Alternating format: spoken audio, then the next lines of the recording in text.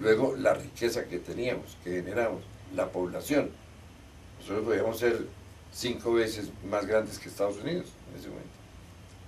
Y luego también venía frente a Europa algo muy importante, porque mientras Europa era un continente autocrático, nosotros íbamos a ser el primer continente en que se respetaban los derechos humanos, la voluntad del pueblo, instituciones democráticas, o sea, una revolución total. Entonces, ese es el planteamiento. Pero viene la segunda parte, que para nosotros es muy importante, y para ustedes, los jóvenes de América Latina, es preguntarse el costo, o sea, cuánto nos ha costado no haber hecho realidad ese tratado, y identificando factores de costo, que son muchos, pero hablemos de algunos. Por ejemplo, hablemos de costo territorial, por ejemplo. Lo que le costó a la América Latina, y concretamente a México, haber perdido en 1845 Texas, que es la riqueza de Texas, y 3 años después haber perdido 2 millones de kilómetros cuadrados en la guerra contra Estados Unidos. Y por eso es que Estados Unidos llegan al Pacífico. Y si uno sigue para abajo, entonces se encuentra en el mapa a Belice, que es un territorio enclavado en Guatemala inglés. O sea, ahí perdimos soberanía en ese punto. Luego tenemos ya para 1861 el regreso de los españoles a la República Dominicana. Estuvieron 5 o 6 años. Luego vemos lo que le pasó a Colombia con el Canal de Panamá, o sea, la pérdida de Panamá por la intervención de los Estados Unidos. Y si vamos más hacia el sur, nos damos cuenta de lo que pasó ya a la Argentina. O sea que en 1830 y pico, 33 me parece, llegaron los ingleses a las Malvinas, ahí están todavía. O sea, estos son costos que hemos pagado territoriales. Pero ahora miremos los costos desde el punto de vista económico. Es un costo que la CEPAL, en la época de Previs, lo sustantivó varias veces, y es lo que él llamaba los términos de intercambio. O sea, cómo lo que nosotros vendíamos, sus precios fluctuaban hacia abajo, y cómo lo que importábamos, los precios fluctuaban pero hacia arriba. O sea, siempre estábamos nosotros perdiendo en ese intercambio de nuestro trabajo frente al trabajo de los otros países. Ahora, viene otro punto también ya de soberanía. Las veces que llegaron las flotas de guerra de Europa y de Estados Unidos a la América Latina a intervenir, manos militares, hicieron en México, en Venezuela, en Colombia, en Perú, en Argentina. Luego tenemos algo que estamos todos los días viendo. Esto ya no es pasado, lo estamos viviendo.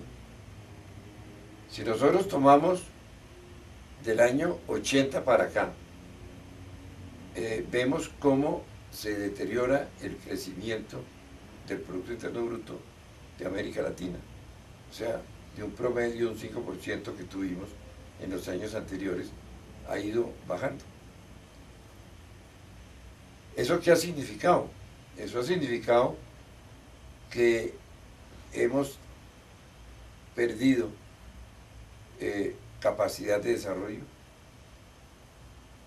y eso ha tenido como consecuencia dos lacras tremendas para nosotros, no sino ver los índices de toda la América Latina. Uno es el crecimiento del desempleo. Y junto con el crecimiento del desempleo viene otro factor que es tremendo, que es el crecimiento de la pobreza. O sea que alrededor de 1980 teníamos por ahí unos 170 millones de personas en la margen de la pobreza.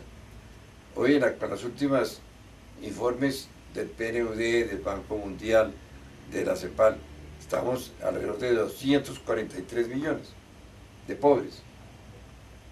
Ahora, claro que lo que no se han hecho las agencias internacionales y los demás es costear cuánto nos cuesta 283 millones de pobres, con varias dimensiones, los costos económicos, pero otros mucho más grandes, los costos ecológicos y los costos frente a la dignidad humana y a los derechos humanos. Nada que todo esto es factor de la no integración.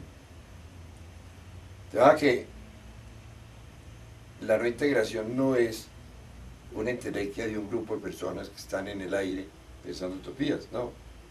Es gente que se ha reunido y ha sobrepensado qué nos está costando no integrar y qué nos va a costar en el futuro. Porque ahora sí que es cierto, si antes nos costaba antes de la globalización y de la apertura, ahora sí que es cierto con la globalización y la apertura. De manera que esa es una base muy importante para tenerla en cuenta. Sí, doctor, otro punto que sería interesante tocar es, ya con base en esto que usted nos ha hablado, usted ha desarrollado una hipótesis de lo que sería la Comunidad Latinoamericana de Naciones. Eso en cierta manera nos brinda ciertas luces sobre cómo sería esa comunidad soñada, pensada o por la cual queremos trabajar. Entonces usted nos podría relatar a grosso modo cuál es esa hipótesis que usted ha desarrollado y de qué manera se ha venido implementando en la América Latina. Bueno, yo le cuento, yo hablo en plural, porque realmente yo soy solamente el notario que va recogiendo las acciones que se van haciendo y el pensamiento que se va generando.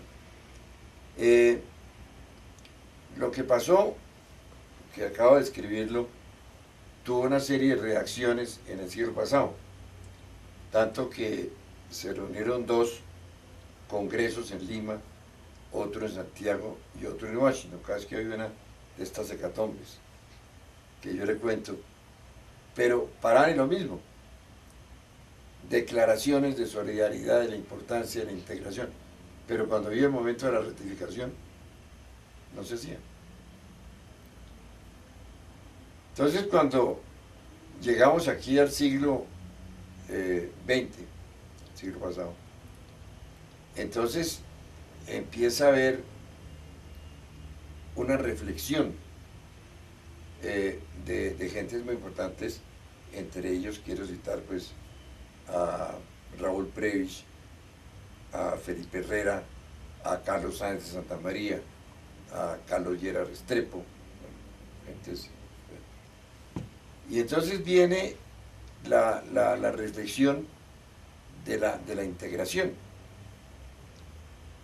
Y cuando se crea la Comisión Económica para la América Latina, precisamente uno de los primeros ejercicios que hace Raúl Prebisch desde la CEPAL es un seminario alrededor del año 48, 49, para estudiar cuál es la potencialidad de la América Latina unida. Eso fue muy significativo. Y allí empieza a generarse ya unas acciones concretas de integración.